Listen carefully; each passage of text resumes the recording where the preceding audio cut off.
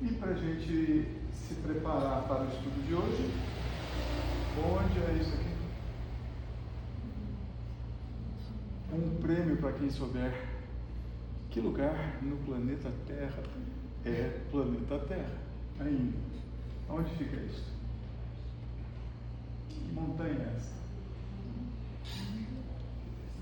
Soledade de Minas. E isso daqui é a parte de cima de um mourão de cerca. Gente, vocês estão muito fraquinhos de captar a imagem através da fotografia. Vou te falar, né? Soledade de Minas. Muito bem, aqui é a Estrada Real. Esse é um pedacinho da Estrada Real aqui, no caminho da Linha Chica, né? E aí, que lugar é esse daqui? Aí, que lugar é esse?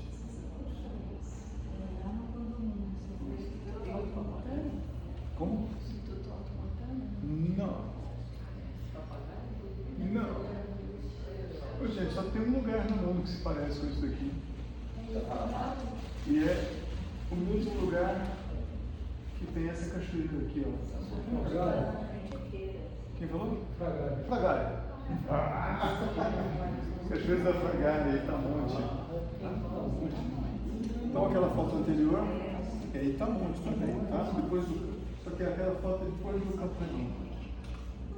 E aqui também, olha, no mesmo lugar onde a gente viu aquela primeira foto araucária, esse aqui é o sol nascendo nessa região das altas terras da Serra da Mantiqueira. E nós vamos falar um pouquinho sobre temperamento. Isso aí é ótimo. Parece telhado lá de casa. Pois é, esse telhado aqui, de fundo a gente veria aquela araucária que apareceu na primeira foto lá. Então aqui também é Itamonte. E a gente vai falar um pouquinho, a gente não vai destrinchar hoje os temperamentos, a gente já falou bastante sobre isso. Em algum momento a gente fala sobre cada temperamento em detalhes, mas hoje a gente vai relembrar um pouquinho e o que isso aí tem a ver com a genética. Então, ó, nós temos os 4 temperamentos aqui, tá vendo? Olha só, nós temos virtudes e dificuldades dos 4 temperamentos principais. Nós vamos falar em temperamentos usando uma linguagem mais antiga, né? Uma linguagem mais clássica, embora a gente vai trazer um pouquinho de como é a conceituação moderna dos temperamentos. Então a gente tem um temperamento sanguíneo, que está olhando para você todo felizinho, curioso, querendo saber onde você está. Tem um temperamento melancólico, que está prestando atenção que a sombra está para trás, então ele está olhando lá para o sol, tentando entender o que acontece, buscando aí conhecer profundamente, por isso ele nem se mexe. A gente tem um temperamento colérico, que não tem muito tempo a perder com você, porque ele tem outras coisas para fazer. Ele já está ativo, já se levantou, já está vendo o que o mundo tem a oferecer para o outro lado. E tem um temperamento fleumático que ainda não acordou lá. O dia já nasceu, os 3 temperamentos estão aqui se exercitando e o fleumático está lá quietinho, ainda no sono profundo e prazeroso. Tá bom? Então, qual que é a ideia para hoje?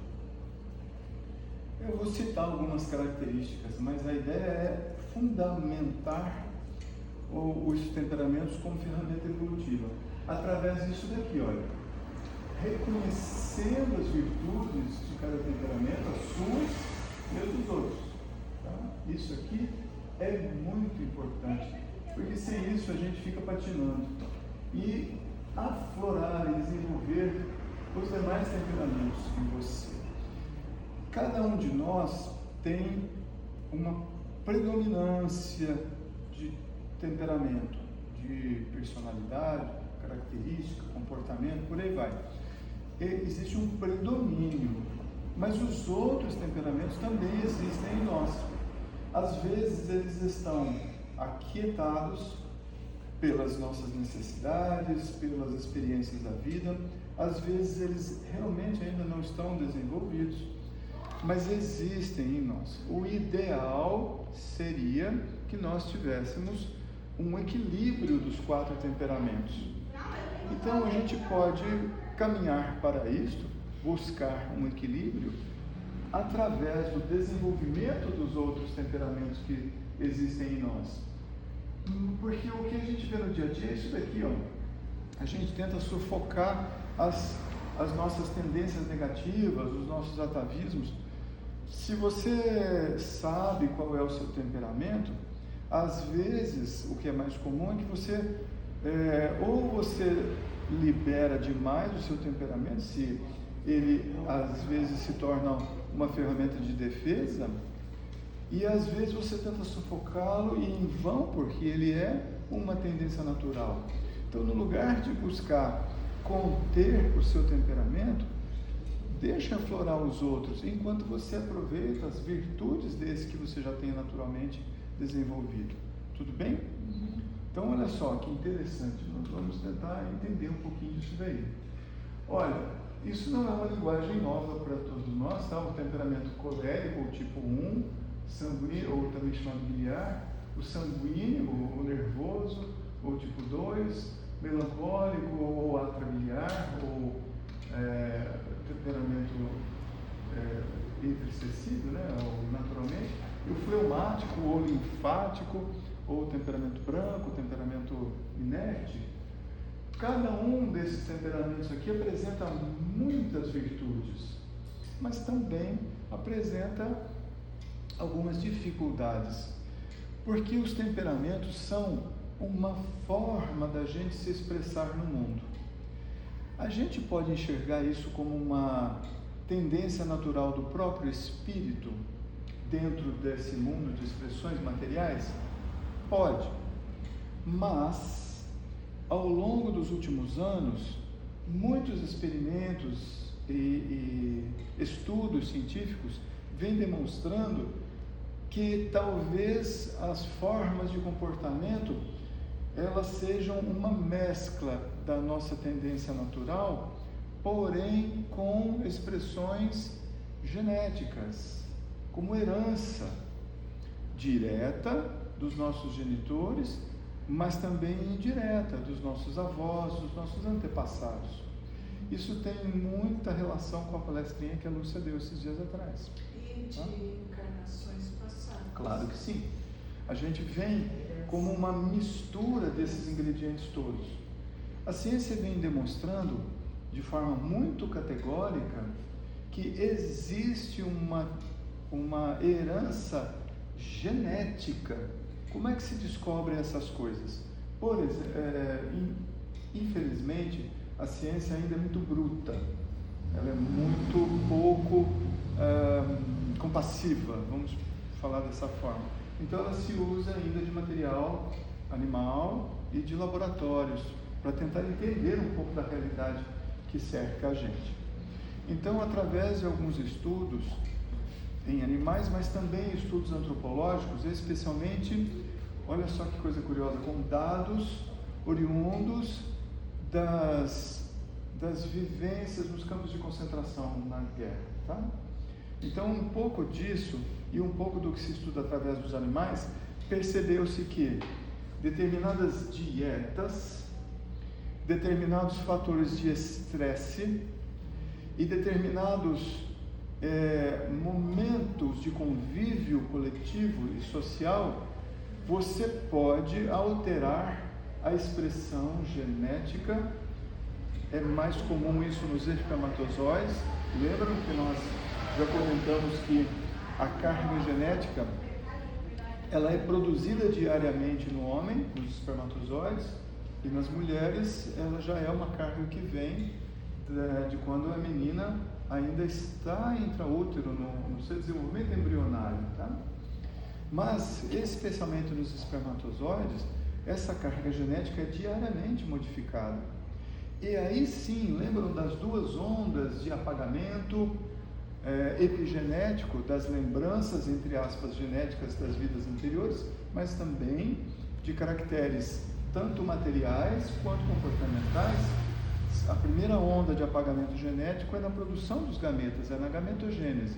no homem diariamente e na mulher ainda na fase intraútero. E a segunda onda de apagamento epigenético, ou seja, do processo de metilação de alguns genes do DNA, é durante a fecundação. Durante a fecundação existe uma complexidade de reações químicas nas relações entre os núcleos de DNA do gameta masculino e feminino, que vai determinar algumas expressões genéticas, facilidades de doenças ou imunidades, caracteres físicos, cor dos olhos, quantidade de cabelo, musculatura, tônus muscular, mas também comportamentos. Isso já está bastante definido cientificamente, ou melhor, bastante consolidado. Definido é uma palavra pouco responsável minha, porque existe uma complexidade genética muito profunda para a determinação dos nossos comportamentos e nossos estados de ânimo e da nossa personalidade. Mas já é fato que geneticamente existe contundentemente uma influência para a nossa expressão comportamental. Então nós temos que geneticamente existe uma influência. Nós já sabemos que epigeneticamente é possível uma modificação dos nossos padrões de comportamento. Nós já estudamos por várias semanas como alguns tipos de música modificam a expressão do nosso hipotálamo, lembram? Dos núcleos hipotalâmicos, o núcleo da fome, do sono, da sexualidade e da ansiedade ou agressividade. Então, nós somos um fruto de basicamente 3 pilares. Um deles, uma carga genética, e isto é importante porque, a depender do momento da fecundação, aquele gameta produzido nos dias anteriores vai conter uma carga genética que pode determinar o meu temperamento, se é mais tendência colérico, melancólico, fleumático ou sanguíneo. Olha a responsabilidade de um casal quando planeja a concepção do filho, porque ali existe a oportunidade de você facilitar um tipo de temperamento ou outro. É quase como, olha que coisa mais absurda, mas ela é real. A gente já não escuta falar que as pessoas escolhem a cor dos olhos do bebê? Ou se o bebê vai ter mais tendência para matemática ou filosofia ou sei lá o quê? Hoje você pode escolher uma doação genética que vai facilitar ou vai aumentar as chances do seu filho ter esses ou aqueles caracteres. Isso através do estudo do genoma, mas também comportamento. Então eu quero que o meu filho venha a ter um pouco mais de expressividade social, ou eu quero que ele tenha uma tendência um pouco mais a ser, se não recluso, mas talvez uma tendência um pouco mais a um comportamento retraído, porque isso vai facilitar determinadas características cerebrais. Olha como isso é interessante. Não estou dizendo que isso é uma prática bacana, mas é geneticamente possível. Então, quando um casal vai programar ter um filho, ele pode, através do seu contexto familiar atual, das suas relações interpessoais, do que aquele casal escuta de música, ou da composição cultural que ele está tendo naqueles tempos que precedem a concepção do seu filho, ele tem a oportunidade de impactar muito profundamente como vai ser o tipo de personalidade do filho. Olha que coisa importante. Agora, o que o filho experiencia na infância até a juventude vai influenciar Claro que a sim. personalidade. Mas ainda já não é aquele primeiro pilar, é o segundo, que é o fenótipo. Oi. Isso é científico. Sim, claro.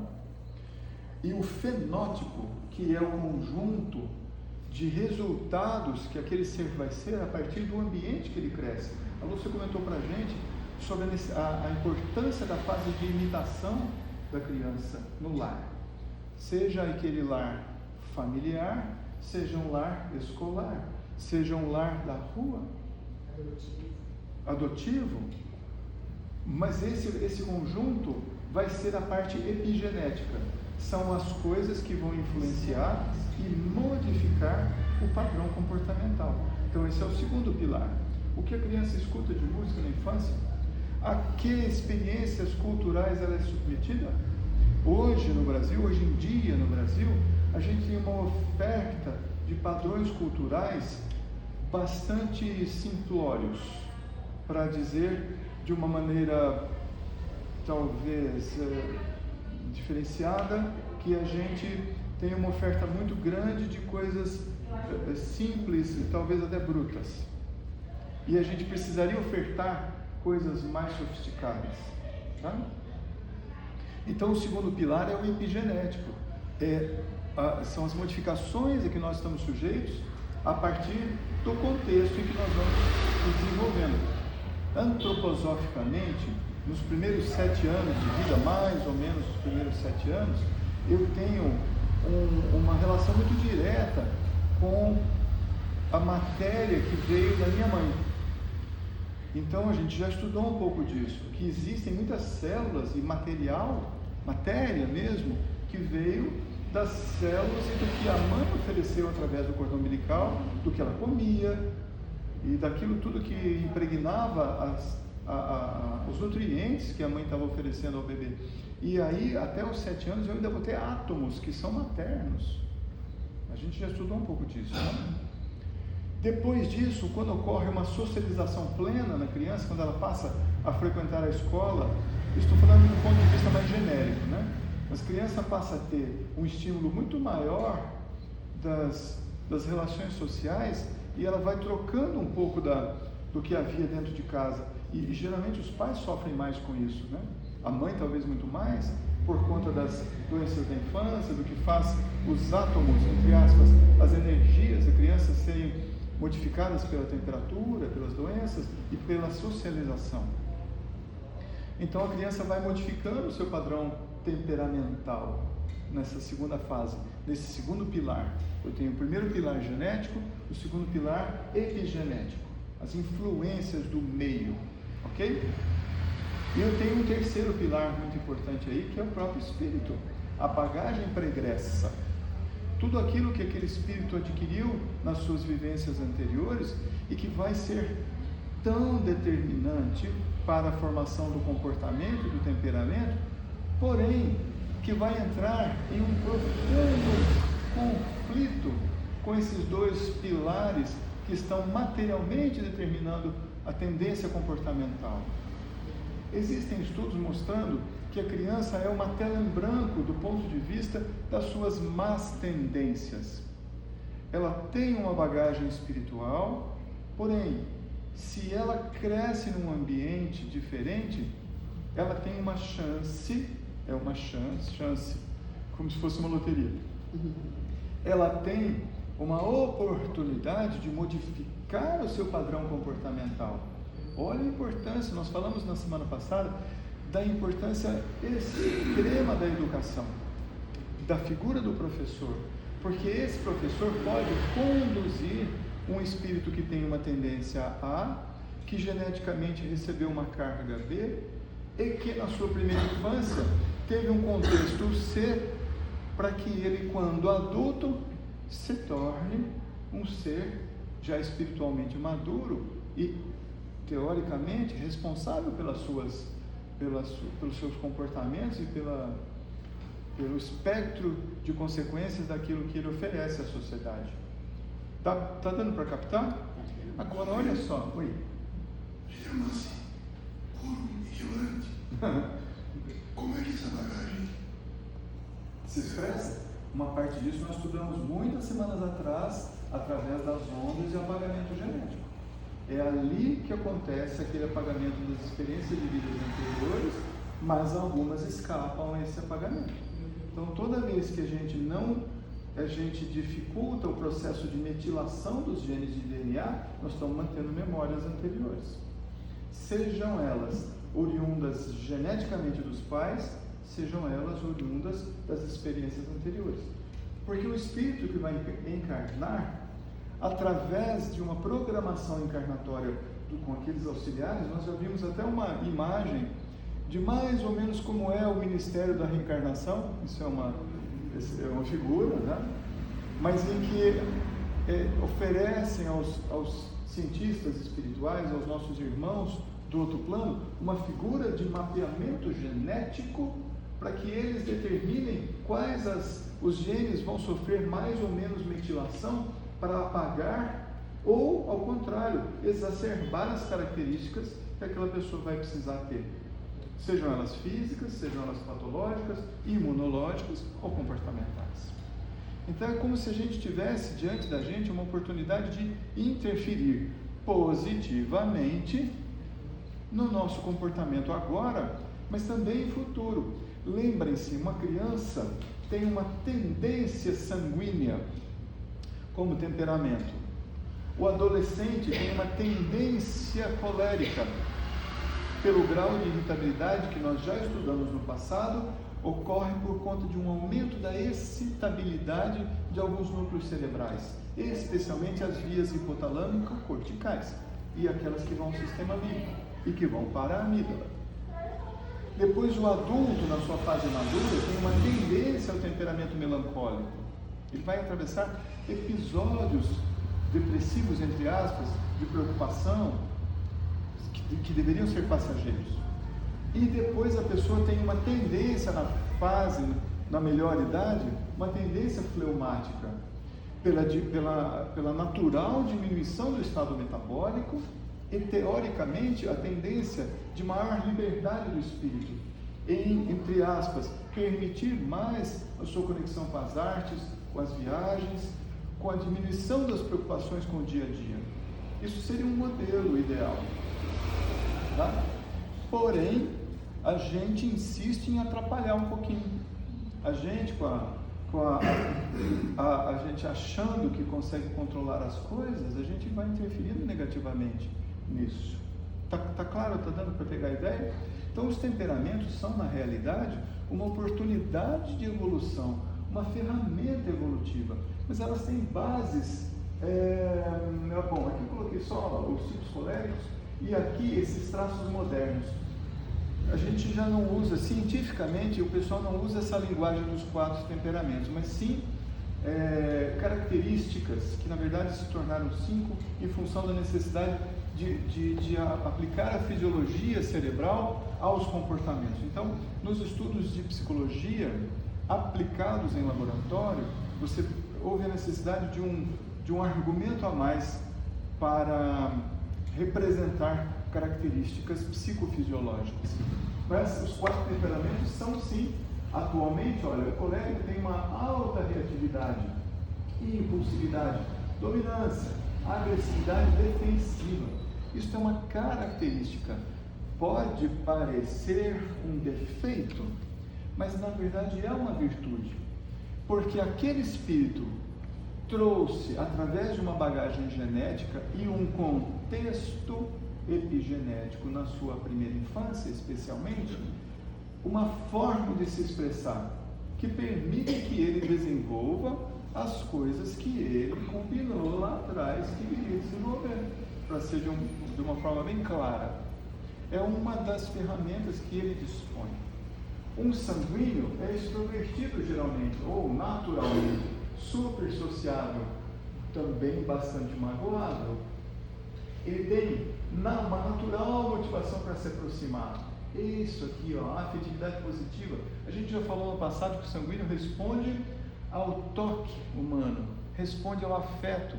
O sanguíneo, ele precisa de carinho e de amor. Senão ele não se manifesta, aí ele vai adquirindo nuances que não são naturais do seu temperamento. Assim como um colérico precisa de desafios na vida. O colérico se expressa e se equilibra através de desafios. Se um colérico não tiver nada novo para aprender ou nada para superar, ele adoece, ele vai ficando duro.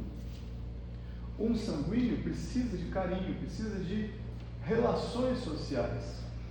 Um melancólico tem uma sensibilidade emocional e geralmente um afeto negativo. Ele tem dificuldade de enxergar o lado positivo das pessoas. O melancólico tem naturalmente uma certa tendência a um isolamento social. É da natureza desse temperamento. Então, por exemplo, assim como um desafio equilibra isso, como o amor equilibra isso, o senso de utilidade equilibra isso. O melancólico, quando encontra alguma coisa que o torna útil, ele equilibra o seu estado natural de tendência à tristeza ou episódios depressivos ou isolamento social. Então, quando a gente está diante de uma criança que a gente detecta que é melancólica, existe um chavão aí, uma coisa que é meio clássica, que é você colocar essa criança diante de alguém doente, para que ela, vendo uma necessidade real, que é muito mais importante do que aquela necessidade ilusória dela, ela se equilibre sendo útil. Assim como uma criança fleumática tem baixa reatividade. Aqui nós temos um problema quando a criança naturalmente fleumática tende à tristeza, porque ela vai encontrar um universo naquela tristeza que é prazeroso, ela não quer sair daquele modo. Então é uma criança difícil da gente estimular. Não adianta você falar para ela fazer alguma coisa, ela não vai ver necessidade daquilo. E quando você põe uma pessoa fleumática diante de uma necessidade, aquilo ativa nela um movimento. Aqui nós temos temperamentos de muita energia, temperamentos de pouca energia. Então isso daqui é a forma moderna de falar fleumático. Baixa reatividade, estabilidade, controle comportamental, mas não porque é uma pessoa equilibrada. É um controle comportamental como um mecanismo de defesa. Difícil de você afetar um fleumático. E aqui a parte fisiológica, olha, são redes pré-frontais circulatórias. Lembre-se que a região da frente do cérebro é o nosso sensor. Ele quem diz, isso daqui ok, isso daqui não ok. E vai controlando as nossas reações. Um colérico tem pouca atividade nessa região frontal. É muito impulsivo, vai para frente. Por quê? Porque não tem tempo a perder, precisa realizar coisas. O sanguíneo também, mas mais relacionado à afetividade do que à realização de tarefas, do que à realização de coisas novas, de empreendimentos. Aqui é empreendedor. Aqui é emocionalmente mais sensível, porém muito amável. Aqui costuma ser mais dedicado ao estudo, porém ao isolamento social. E aqui está feliz, sem que você se preocupe com ele. O fleumático tem uma natural expressão de felicidade. A gente é que precisa mexer com ele, porque senão ele não vai sair do lugar. Não porque é preguiçoso, mas é porque é natural isso. Tá? Então isso aqui é uma forma mais moderna da gente ver esses temas. Tá bem? Podemos ser capazes de, num determinado período da vida, um sanguíneo e melancólico, até dentro de um dia? Perfeitamente, porque a gente desenvolve, como através da idade a gente transita naturalmente pelos temperamentos, mas isso é uma coisa que a gente talvez em bagagens anteriores já expressou, os temperamentos, então isso está guardado na gente. Aí sim, do ponto de vista epigenético, por exemplo, se eu submeter você ao barulho de um transformador, a uma música que te irrita, a uma quantidade de coisas, de fatores estressantes, e você for fleumática, naturalmente daqui a pouco você está respondendo como um colérico. Não de forma equilibrada talvez, mas como uma reação natural, entende? E da mesma maneira ao contrário. Se eu pego uma pessoa colérica, exponho essa pessoa colérica a uma coisa, por exemplo, uma música New Age, uma música de meditação, o colérico, num primeiro momento, vai ter muita dificuldade de entrar nesse estado meditativo, porque tem muita agitação interna, muita atividade. Da mesma maneira, como eu faço para conduzir um melancólico a um estado que eu quero? Eu tenho que falar a língua dele primeiro. Porque se eu não falar a língua do melancólico, ele naturalmente vai ter a seguinte reação: essa pessoa não me entendeu. E cria um distanciamento enorme. Não que seja é um mecanismo de defesa. Ele não vai brigar com aquela pessoa, com aquela situação, ele vai se distanciar daquilo. E vai buscar outros caminhos, e depois aquilo já não interessa mais, porque muitas vezes vai ser uma pena, porque havia uma oportunidade ali. Mas aí você fala primeiro a linguagem dele. Por exemplo, uma criança melancólica. Você se aproxima dela, se ela estiver triste, chora junto primeiro. De mentirinha, entre aspas. Você precisa entrar no mundo dele, depois puxá-lo para cima. Uma criança fleumática, você precisa dar muitos estímulos diferentes até ver qual deles existe sintonia. Não adianta você falar para uma criança fleumática, vai fazer um exercício físico, ou você precisa comer melhor, ou então vai fazer um instrumento musical. Ele não tem razão para aquilo internamente.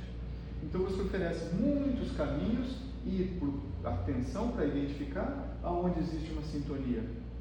Numa criança naturalmente colérica, que vai ter uma tendência até uma certa agressividade natural, você equilibra aquilo oferecendo cada vez mais desafios. Todo dia um desafio diferente. Ela precisa superar, e faz parte da criança colérica o prazer de ter superado um desafio, especialmente se as outras crianças não superaram, porque ela vê uma tendência dela sendo recompensada. Entende? Muito bem, então vamos um pouquinho mais para frente. Assim a gente vai construir um temperamento, olha, através do próprio espírito e dos auxiliadores lá do processo reencarnatório, a gente determina uma carga genética poligênica. Não é um gene que determina o nosso comportamento. É um conjunto de genes que está trazendo uma bagagem da mãe, do pai, da mãe. Aquilo começou a acontecer nos óvulos que foram criados naquela mulher quando ela era um feto. Olha que importância, como a mulher tem muita importância na transmissão da carga genética. E o homem tem mais responsabilidade na qualidade do gameta que ele produz dia após dia. Olha que diferença muito importante entre homem e mulher quando a gente prepara a carga genética do filho que a gente vai ter. Olha que importante. Então, isso aqui é a nossa carga genética. Na fase da fecundação existe aquela segunda onda, né, da reprogramação epigenética, segunda onda do esquecimento, e a partir dali o desenvolvimento neural. As células do nosso tubo neural e depois do nosso cérebro e nossa rede nervosa estarão absolutamente contaminadas com essa energia que a gente programou na carga genética e nessa segunda onda de reprogramação. Isso tudo vai sofrer uma interferência a partir dali, epigenética, no desenvolvimento da pessoa. Sabe como é que se estuda um pouco mais isso? Através de gêmeos, as diferenças de temperamento de gêmeos monozigóticos, gêmeos idênticos. Um dos estudos que eu coloquei várias citações científicas para quem quiser depois, é uma meta-análise com cerca de 80.000 pares de gêmeos, estudando as características, primeiro, intraútero, das tendências naturais de um que é mais ativo que o outro, um que se alimenta mais que o outro, e que isso permanece na primeira infância. Aquele mais ativo é mais ativo do que o outro. Aquele com tendência de fazer o outro gerar um estado de estresse ou de sofrimento intraútero, mantém isso depois. Então é muito bacana você ver que isso aí não é uma coisa fenotípica. A partir dali se pensou que um pouco era genético, mas quando eu tenho gêmeos idênticos com características de comportamento diferente dentro do útero, isso tem que estar atrás, tem que vir antes. É o mesmo genoma. Não dá para ser, teria que ser o mesmo comportamento. Então é poligênico. Ok, nós já sabemos que são vários genes, mas precisa de uma informação anterior, que aí é o nosso terceiro pilar, é o espírito determinando o que ele vai precisar expressar como comportamento, tá bem? Então, depois da reprogramação, esses circuitos hipotálamo-pineais. Nós já estudamos tanto a glândula pineal, mostrando como ela gera mecanismos fisiológicos, como ela determina a ação do hipotálamo dos nossos comportamentos autoabusivos e aqueles comportamentos que a gente não gostaria de ter, e depois a gente fica com o sentimento de culpa depois que já fez uma bobagem. Fica mesmo. Mas às vezes foi ele, sob influência da pineal, sob influências externas, como a gente já estudou muitas vezes, tá? Aí isso determina o temperamento basal, a tendência, que vai sofrer uma modulação epigenética pelo ambiente, pelo contexto. E isso aqui vai dar a nossa expressão comportamental. Aí sim, a partir dos 21 anos, mais ou menos, teoricamente seria o nosso ápice.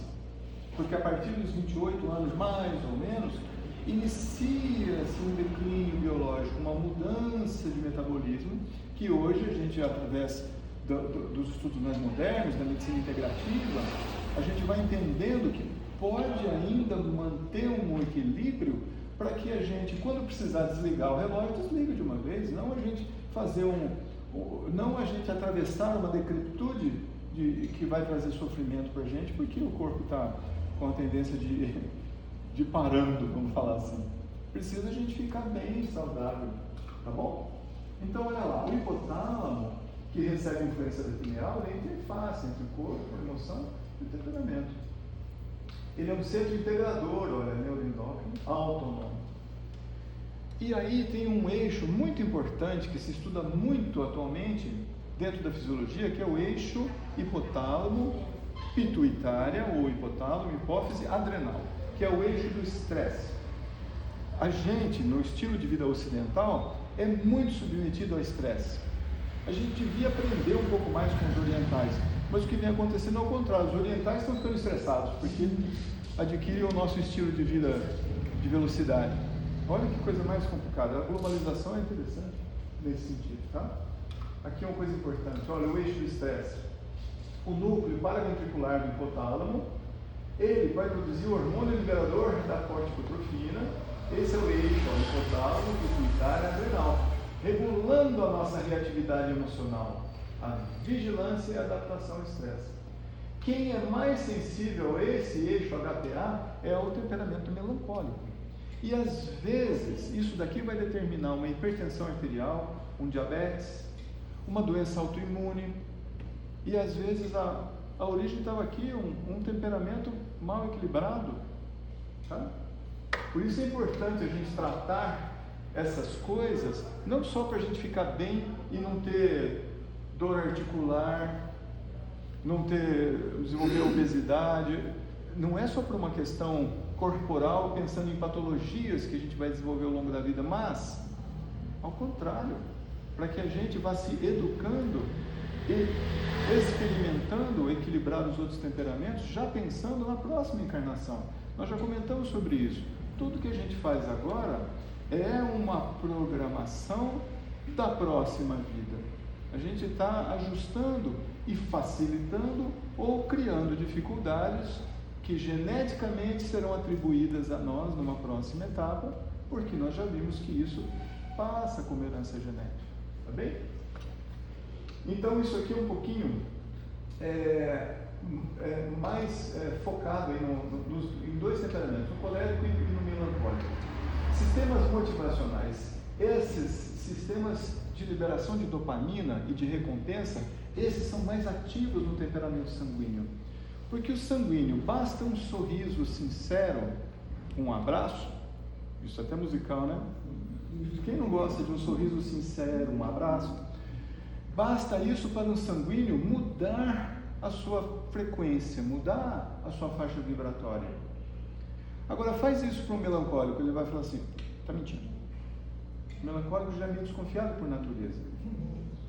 Um colérico vai falar assim, o problema é seu. E um fleumático provavelmente não vai entender o que você está querendo dizer com o sorriso, porque ele já está sorrindo internamente. Isso é muito natural. Em outro momento a gente fala bastante detalhes dos temperamentos, já falamos em outras etapas, mas só para ir relembrando e pincelando. O sistema de defesa e sobrevivência é típico do melancólico, tá? Olha só, o melancólico porque ele tem uma atividade mais intensa no cérebro, nessa região da matéria cinzenta periaquedutal, ele vai ter o eixo dele, hipotálamo, hipófise adrenal, mais sensível. Uma parte disso é fisiológica. O sanguíneo tem mais atividade nos centros de recompensa. O colérico, mais atividade hipotalâmica na defesa, na preparação, é uma agressividade defensiva, como se, entre aspas, eu me colocando de forma mais abrupta ou atacando, eu não preciso me defender depois. O melancólico já é o contrário. Ele tem uma visão de mundo, entre aspas, pessimista, porque essa região cerebral dele é um pouco mais ativa. E a homeostase autonômica. Olha o fleumático, que maravilha aqui, ó. Ele tem uma dificuldade de estimular o sistema simpático e parasimpático. Essa coisa que a ansiedade traz para a gente, hora de luta e recompensa, no fleumático isso é mais aquietado. Ele tem, teoricamente, sofre menos, exceto se ele tiver na família coléricos, que vão fazê-lo se movimentar qualquer coisa. Então, isso aqui é só uma síntese do que a gente viu. Então, no colérico, olha, tem mais ativação dos circuitos de defesa e reatividade. Isso é natural do colérico. No sanguíneo, tem mais sensibilidade aos mecanismos cerebrais de recompensa e sociabilidade. No melancólico, eu tenho mais sensibilidade ao estresse e isolamento social. E no fleumático, menor reatividade autonômica basal. Sistema nervoso simpático, sistema nervoso parasimpático. Lembra que nós vimos que esses sistemas simpático e parasimpático ficam muito ativos durante um mecanismo de mediunidade? A mediunidade de incorporação ativa mais o sistema nervoso simpático, aumenta a pressão, o tônus muscular, sudorese. Na mediunidade de desdobramento, a gente tem mais atividade parasimpática, mais atividade colinérgica, não adrenérgica. Isso acontece com a gente todos os dias, o tempo todo. Então, o objetivo nosso do estudo de hoje é a gente enxergar o temperamento lá na Serra da Mantiqueira, que isso aí vai trazer bastante equilíbrio para o nosso comportamento. Mas é uma ferramenta evolutiva do espírito, tá bem? Você não é à toa mais colérico, ou mais fleumático, ou mais... A gente, como ele falou, a gente transita por esses temperamentos, muitas vezes no mesmo dia. Igual Curitiba, tá bem? O objetivo nosso, então, é permitir aflorar e desenvolver os temperamentos que são minoritários na nossa expressão cotidiana e não abafar o seu temperamento raiz. Se você é sanguíneo e extremamente emotivo e magoável, não adianta você querer abafar isso, você não equilibra e não expõe as virtudes do que é natural em você. Então, não abafe o que é natural em você, mas tente nutrir os demais temperamentos, para a gente buscar uma relação mais profunda com o entorno, com as pessoas e com o nosso próprio espírito, que está se degladiando com essas características que foram colocadas geneticamente e epigeneticamente, desde a concepção até o final da nossa formação como ser integral aí na vida adulta. Deu para entender a ideia? Então, se você já sabe mais ou menos o seu temperamento, ótimo, deixa ele à vontade, mas busque aflorar os outros tipos de temperamento. O fleumático é uma pessoa mais confiável. O fleumático tem prazer em saber de você e não passar para ninguém, porque ele detém uma informação importante, ele se sente único no mundo quando você conta alguma coisa para um fleumático. Um sanguíneo precisa de contato, de toque. Ele é mais meloso, precisa de abraço, precisa de um carinho, de um sorriso, precisa disso, precisa nutrir isso. O melancólico precisa de aprender cada vez mais, porque senão ele embota, ele se isola socialmente, precisa de relações sociais, precisa estar com vida em sociedade, senão ele se isola. Um colérico precisa de desafios. Toda vez que você oferece um desafio para um colérico, ou você estimula um desafio no qual ele já está incluído, você faz um bem para um colérico. Você faz com que a energia dele seja demonstrada, ela apareça, ela se equilibre. E isso tudo, no nosso cotidiano, facilita o nosso processo evolutivo e diminui a chance da gente enxergar o sofrimento como uma coisa ruim. Lembra do que a Cíntia falou no começo? Em que a gente pode enxergar o sofrimento de maneiras diferentes, com o sofrimento sem sofrer. Deu para entender? Ótimo. Então, É possível você ter dois temperamentos? é possível. O que a gente enxerga estatisticamente? A maioria das pessoas tem predominância de um temperamento. Um número menor de pessoas tem predominância de 2 temperamentos. Um número muito pequeno tem um equilíbrio de 3 temperamentos. Quem tinha 4 temperamentos foi crucificado 2000 anos atrás. Não teve outro. Então, olha o que dá você querer equilibrar os temperamentos. Existe essa possibilidade de a gente sentir aversão por um temperamento? Claro que sim. Querer estar nele e ele vem. E por isso que a gente precisa reconhecer as virtudes dele. Porque se a gente tem um temperamento e a gente vivencia os seus deméritos com mais frequência no cotidiano, a tendência da gente é a gente querer não ser daquele jeito. Não é muito caridoso isso. Queira ser, mas queira ser as virtudes do temperamento. Ame essas virtudes e perdoe esses deméritos. Aí você abre brecha para os outros temperamentos chegarem e equilibrarem, tá? Pessoal, vamos nos preparar então para a segunda parte do trabalho.